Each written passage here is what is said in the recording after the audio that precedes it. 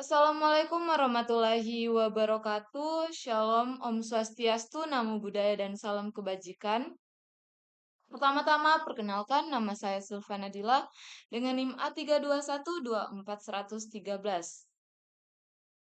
Saya dari program studi Pendidikan Pancasila dan Kewarganegaraan, Fakultas Keguruan dan Ilmu Pendidikan, Universitas Tadulako Angkatan 2024.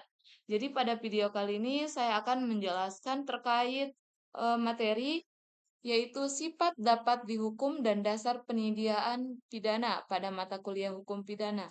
Jadi pada pokok pembahasan pertama yaitu pengertian dapat dihukum itu dimaksud karena tidak dapat dipertanggungjawabkan.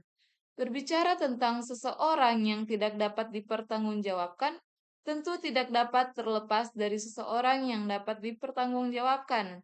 Kemudian adapun menurut dari Profesor Satocit Kartanegara itu menjelaskan bahwa dapat dihukum adalah keadaan di mana seseorang melakukan suatu yang dilarang oleh undang-undang dan diancam hukuman. Kemudian ada kalanya sifat dapat dihukum hilang meskipun perbuatan tetap salah secara hukum. Contohnya ada alasan pembenar atau pemaaf.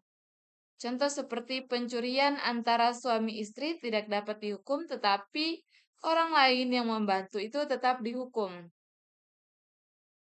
Kemudian pada pokok pembahasan yang kedua yaitu keadaan terpaksa atau yang disebut dengan not to stand atau necessity.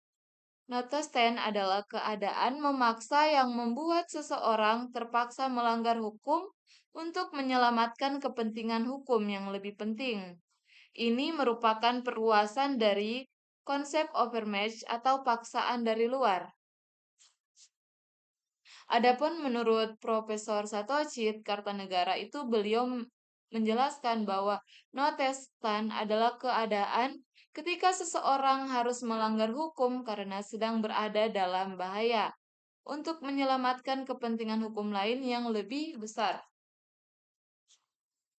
Kemudian kita masuk pada pokok pembahasan yang ketiga yaitu keadaan memaksa atau overmatch compulsion. Yang pertama itu ada vis absolut atau paksaan, yaitu tidak boleh dihukum barang siapa melakukan perbuatan karena terdorong oleh sesuatu keadaan yang memaksa.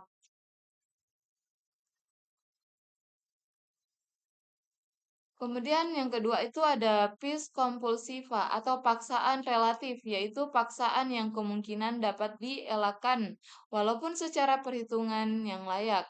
Sulit diharapkan bahwa yang mengalami keadaan memaksa tersebut akan dapat mengadakan perlawanan. Itu masuk dalam pasal 48 KUHP, yaitu tidak ada boleh dihukum barang siapa yang melakukan perbuatan karena terdorong oleh suatu keadaan memaksa. Kemudian pokok pembahasan selanjutnya yaitu kurang sempurna akal atau sakit ingatan. Orang yang tidak dipertanggungjawabkan terhadap perbuatannya adalah pertama orang yang tidak dapat bebas menentukan kehendaknya terhadap perbuatan yang dilakukannya. Kemudian orang yang keadaan jiwanya sedemikian rupa sehingga ia tidak dapat menginsapsi bahwa perbuatannya tersebut terlarang dan juga tidak dapat menyadari akibat daripada perbuatannya. Pasal 44 ayat 1 KUHP itu berbunyi, tiada boleh dihukum barang siapa melakukan perbuatan yang tidak dapat dipertanggungjawabkan kepadanya sebab kurang sempurna akalnya atau sakit ingatannya. Kemudian perbedaan overmatch dengan notosten. Menurut Satocit Kartanegara antara lain dalam hal overmatch, tekanan dan paksaan itu timbul atau ditimbulkan oleh manusia. Sedangkan dalam hal not teutan, tekanan atau paksaan itu ditimbulkan oleh masalah-masalah di luar manusia. Kemudian selanjutnya yaitu terkait pengertian nodware. Nodware ini diatur dalam pasal 49 KUHP yang berbunyi sebagai berikut. Tiada boleh dihukum barang siapa melakukan perbuatan yang terpaksa dikerjakan untuk membela dirinya sendiri atau diri orang lain, membela dari kesopanan sendiri,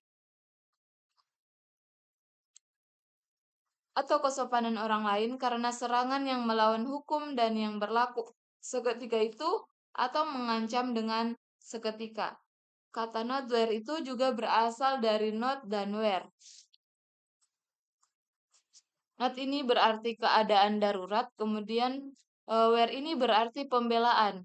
Jika arti kedua kata tersebut digabungkan, dapat diartikan sebagai berikut, yaitu melepaskan diri dari bahaya dalam keadaan terpaksa, atau menolong dari keadaan sukar, atau yang disebut dengan sulit.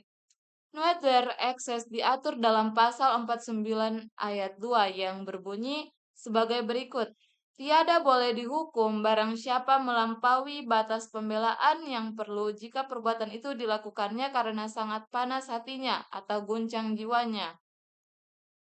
Selanjutnya yaitu pelaksanaan peraturan yang berdasarkan undang-undang. Yang pertama, pelaksanaan peraturan yang berdasarkan undang-undang itu telah diatur dalam pasal 50 KUHP. Kitab Undang Hukum Pidana. Kemudian yang kedua, tiada boleh dihukum barang siapa melakukan perbuatan untuk menjalankan peraturan perundang-undangan. Yang ketiga, untuk melaksanakan peraturan seperti itu, tidaklah telah bertindak setiap orang yang menggunakan haknya untuk melakukan sesuatu perbuatan, yakni telah melakukan sesuatu perbuatan tertentu untuk menerapkan suatu peraturan. Jadi demikian materi pada pertemuan hari ini. Saya akhiri wabillahi taufiq wal hidayah. Wassalamualaikum warahmatullahi wabarakatuh.